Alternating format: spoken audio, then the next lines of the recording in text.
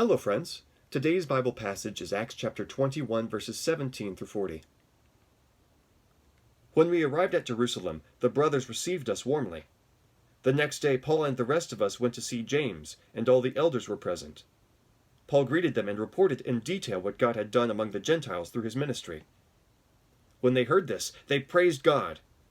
Then they said to Paul, "You see, brother, how many thousands of Jews have believed, and all of them are zealous for the law.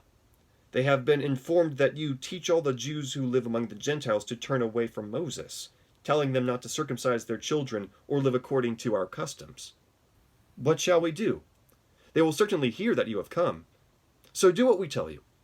There are 4 men with us who have made a vow. Take those men, join in their purification rites, and pay their expenses, so that they can have their heads shaved. Then everybody will know that there is no truth in these reports about you, but that you yourself are living in obedience to the law. As for the Gentile believers, we have written to them our decision that they should abstain from blood sacrificed to idols, from blood, from the meat of strangled animals, and from sexual immorality." The next day Paul took the men and purified himself along with them.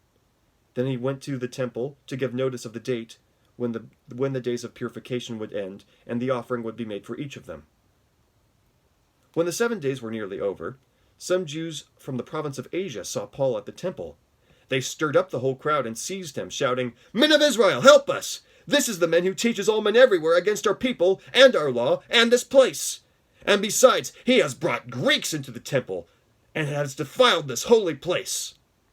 They had previously seen Trophimus, the Ephesian, in the city with Paul, and assumed that Paul had brought him into the temple area. The whole city was aroused, and people came running from all directions. Seizing Paul, they dragged him from the temple, and immediately the gates were shut.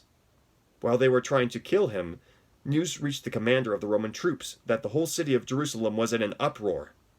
He at once took some officers and soldiers and ran down to the crowd. When the rioters saw the commander and his soldiers, they stopped beating Paul. The commander came up and arrested him and ordered him to be bound with 2 chains. Then he asked who he was and what he had done. Some in the crowd shouted one thing, and some another, and since the commander could not get at the truth because of the uproar, he ordered that Paul be taken into the barracks. When Paul reached the steps, the violence of the mob was so great he had to be carried by the soldiers. The crowd that followed kept shouting, "Away with him!"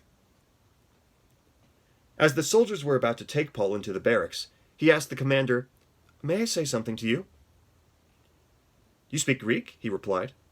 "Aren't you the Egyptian who started a revolt and led 4,000 terrorists out into the desert some time ago?"